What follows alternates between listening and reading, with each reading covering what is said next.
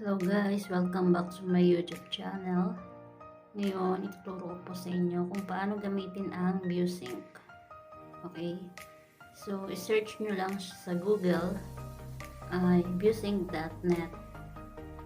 Tapos, pag nandito na kayo sa ViewSync, make sure nyo lang na naka-on ang ating desktop site.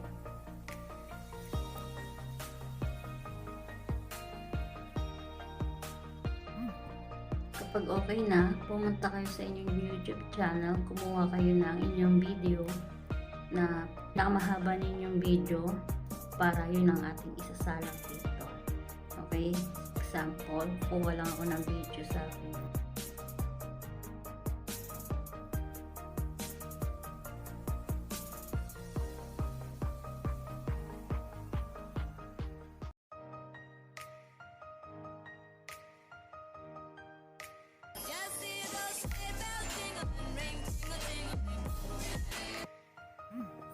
Okay, ito halimbawa, ito guys.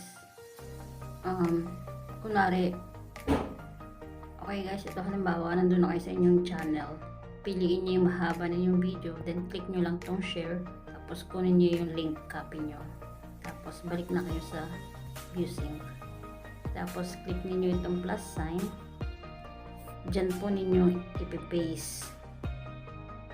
Ganyan. So, bali, 10 paste ang gagawin natin.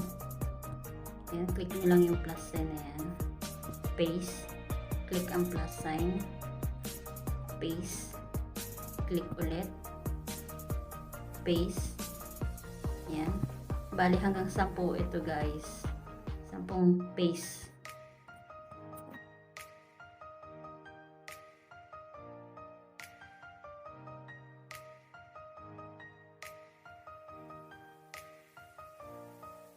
Yan guys, pag okay na, click niyo yung step 2 test audio.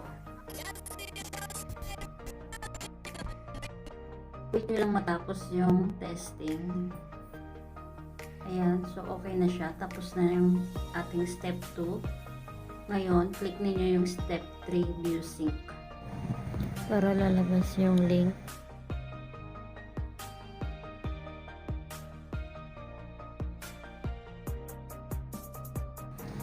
Ayan, copy nyo lang yung link. Tapos mag-open tayo ng new tab. Doon natin ipipaste. Dito nyo po ipaste. Yung mga error na nakasulat, huwag nyo pong pansinin. Sa mga sums lang po siya.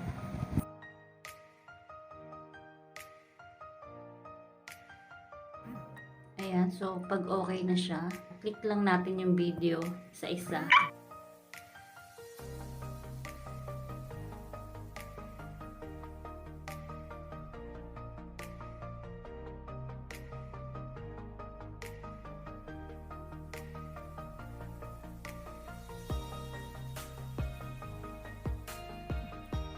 Ayan, so ayun guys, sabay-sabay na yun na play.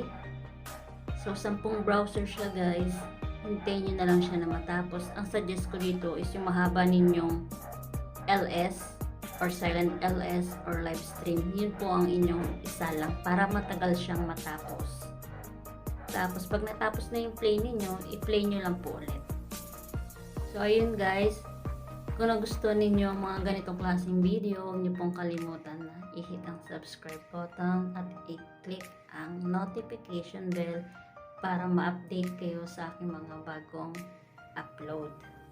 Okay guys, thanks for watching. See you on my next vlog.